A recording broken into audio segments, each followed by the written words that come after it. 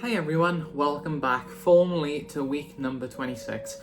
And first off, I really want to apologise for the massive delay in between last episode and this episode, because a lot of stuff happened in my life and I've just been really busy and I just haven't had a chance. But here we are at last, finally back on the film marathon. I've still been watching films, don't get me wrong, the grind has still been going. It's just the grind of editing these videos is not, so my films are built up on what I've watched and all the footage I've got. But yeah, I'm very far behind now. But here we are back again, and all through December I'm hopefully going to grind and grind and grind. But anyway, let's dive right into Set It Up, shall we? I will get fired. Like, every great romance has a meet cute. Like getting stuck in an elevator or something. But...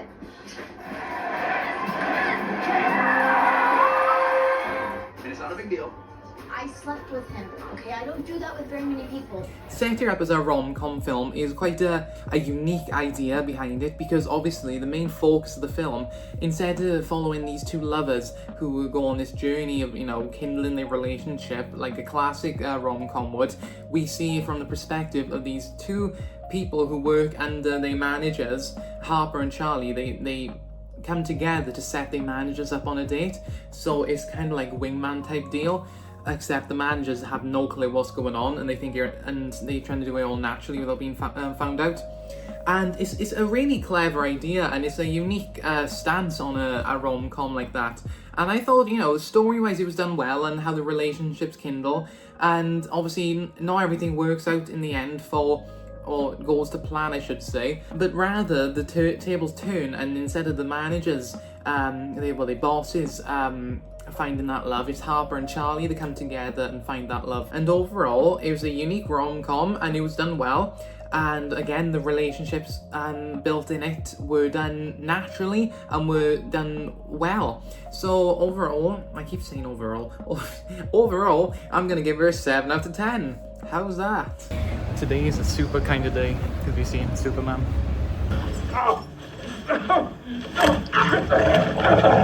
It's very funny today. What? It's hilarious, the little back and forth we had going. Get up!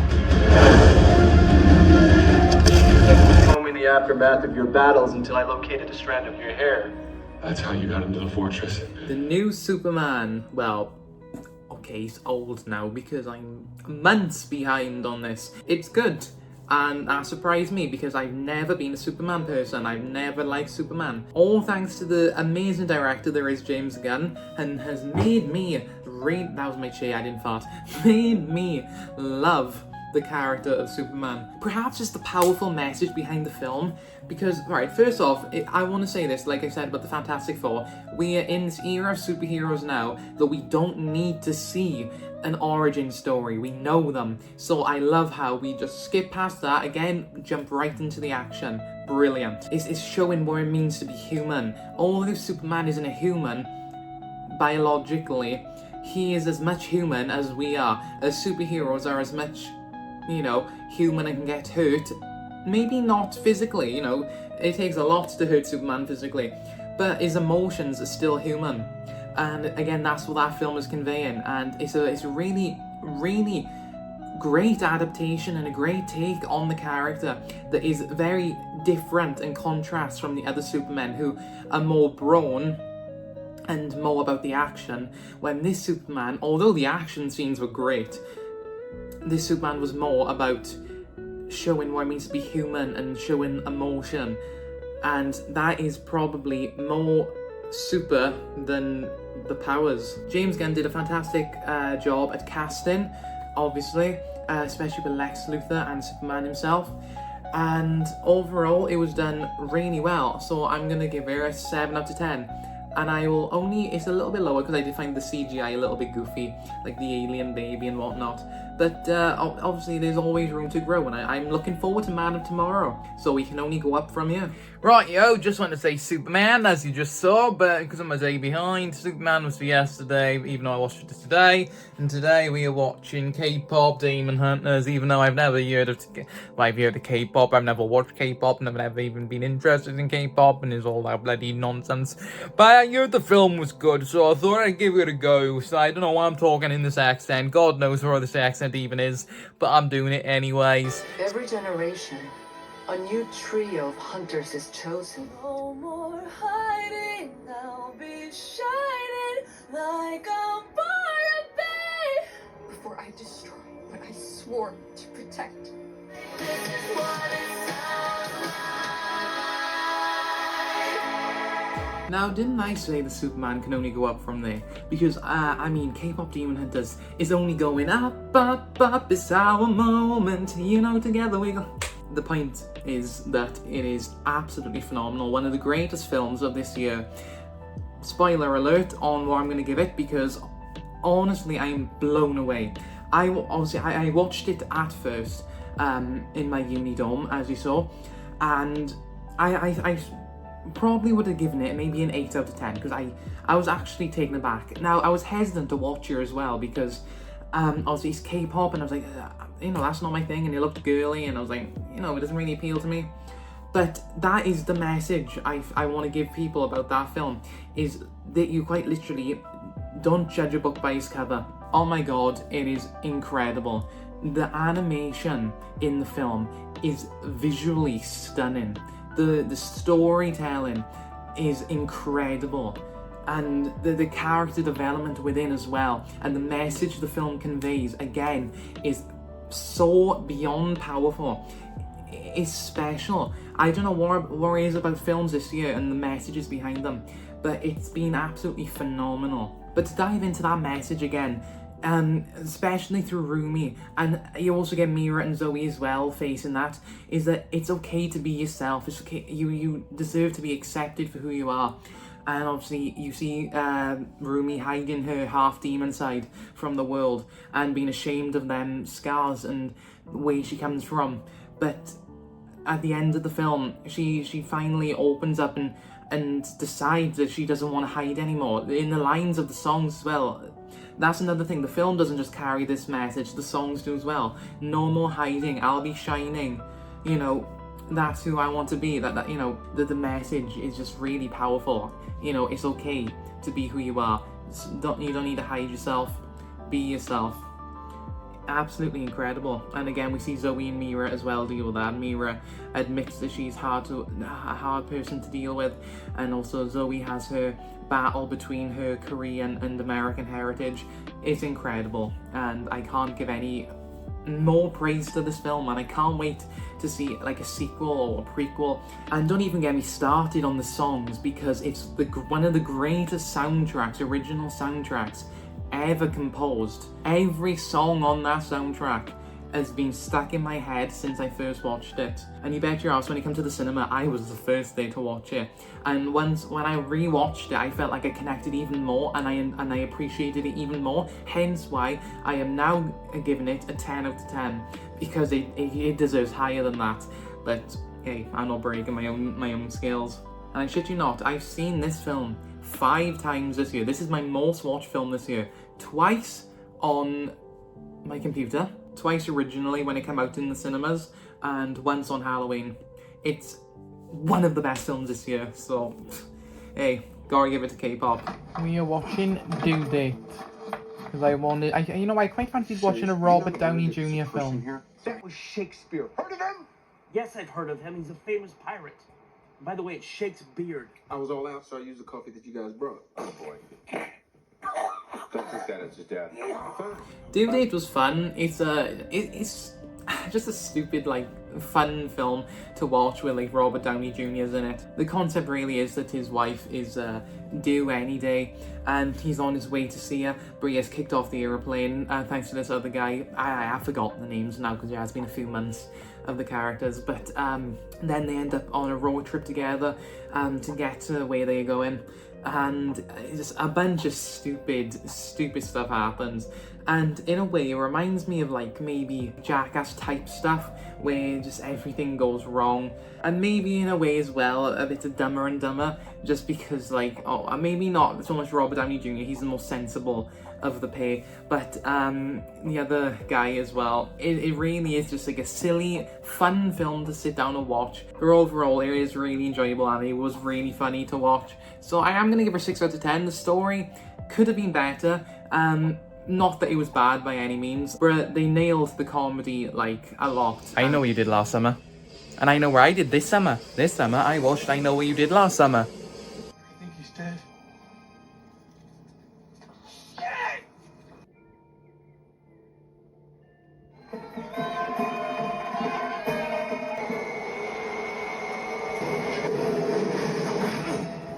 I Know What You Did Last Summer, the original one. I really enjoyed it. Yet again, we have another quirky slasher, and maybe not as quirky as other things like Heart Eyes I watched this year, but, you know, it combines the stereotypical slasher genre with its own twists and turns, and I like the idea behind a group of people getting in this like hit and run, and following this hit and run they make a pact to like never speak of her again, and a year later it all comes back to haunt them, and it kind of brings off the idea that, like, you know, your secrets won't remain buried forever, and you can't get away with stuff like that, and, you know, your past will always come back to haunt you. And it was a good concept, and I think, you know, it was done well. I know it's not the highest regarded, but personally for me, I did really enjoy it, and it was fun to watch. I am just a slasher person. I really enjoy slashers, and overall it was done well, so I'm gonna give her a 6.5 out of 10. Did enjoy it, so yeah, fight me if you disagree. Eva, I Know What You Did Last Summer. I can't believe he would do this. Who? Teddy! Tyler, run! You were married to Julie James? Unfortunately. Bro, no one stayed for the post-credit scene. I know what I did last summer. But didn't I just cover I Know What You Did Last Summer? Oh wait, no, I watched it again. But not the same one, because they did another one in the cinema. Now, I did skip past all the middle films, like I Still Know What You Did Last Summer, and I Always Know What You Did Last Summer, because apparently they were god-awful. But I did watch after the original. I went to the cinema with my sister, as you saw, to watch I Know What You Did Last Summer. The same title, nothing special. And I really, really enjoyed it. It was much better than the first, though the first was good still. And it builds off of the first one, and I feel, even though I skipped all the middle films, I didn't need to watch them at all, because from where I gather, the only film that was important to the new one this year was the original, and it builds off those events with the same characters and, you know, the survivors, and a new slate of characters as well, kind of like Scream, still has Sydney, and then brings in like Tara and Sam, except the twist in this one is fantastic, because again you have this incident that happens with a group of friends, and then they all collectively agree to never speak of her again, and then the past comes back to haunt them the following summer, and they go to the survivors of the first film and ask for their help. And then as we see more and more of the killer, and the more of his motive gets revealed, and then ultimately we get taken to the plot twist where the killer is the guy who survived the first film. And overall, it was done incredibly well, and the plot twist I didn't see coming, or maybe, I can't remember now, did I see it coming? It was months ago. I might have, or maybe I might have pieced it together here and there. But it was a good film, really enjoyed it. And it needs more credit, because it's a good slasher.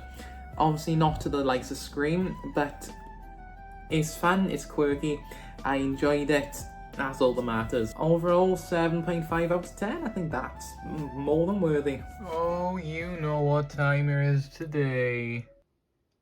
Happy Gilmore time. Hey, put that stuff down. It's my grandmother. Cut it out, kid. You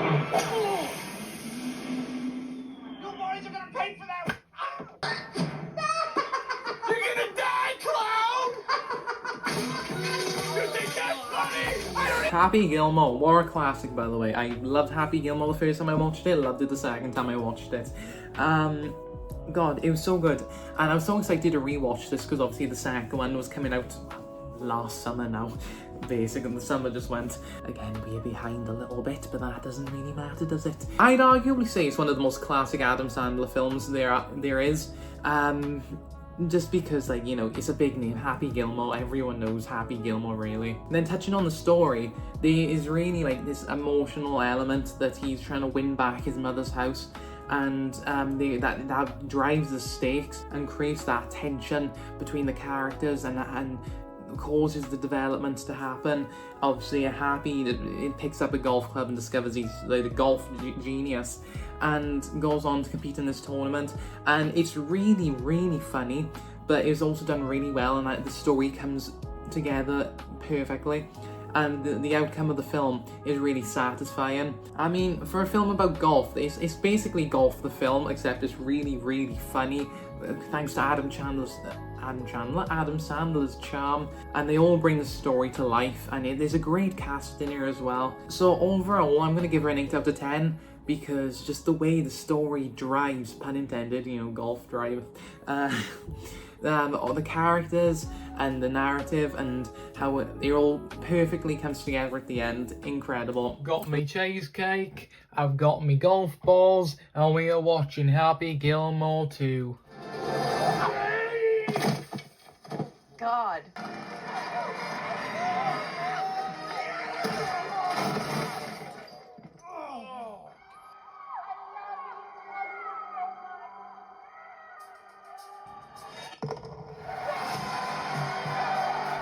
Now, one of the biggest events of the year, Happy Gilmore 2. I don't know, they made a big deal about it when it came out. But to be fair, though, rightly so, because it's Happy Gilmore, everyone loves Happy Gilmore. I'd arguably say on par with the original, because it's the second film manages to build off the first story and take it into a completely new, modern setting. And obviously builds off the first story, and he takes the characters as they're older, and he has children now, and all the characters together.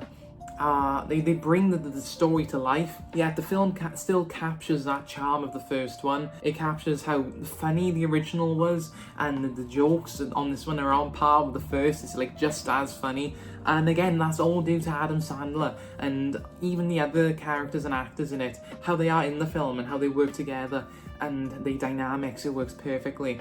And again, there's pretty high stakes again, and the motive behind the film, you got the villains, and it's like a golf competition this time, and how it all links back to the first one, and a lot of modern approaches on like remakes or sequels falls flat on their face, but this one strikes the ball as hard as they can, and it goes soaring because it's incredible. So I'm gonna give her an 8 out of 10. Again, on par. I don't think I can say it's better. I don't think I can say it's worse, because these two films are really funny, really incredible, and Adam Sandler is great overall. And with that, that is the end of week number 26.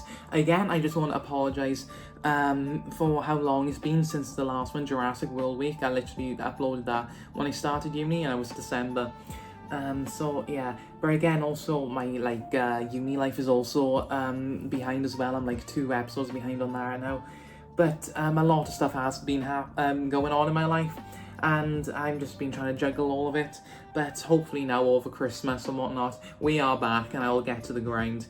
So I want to thank you very much for watching, and I hope you look forward to week number 27, because again, I am like 20-30 weeks behind now, so you've got a lot of content to look forward to, and a lot of films I've watched and I'm carrying on to watch. So yeah, see you next time. Thanks very much, you were awesome. Peace.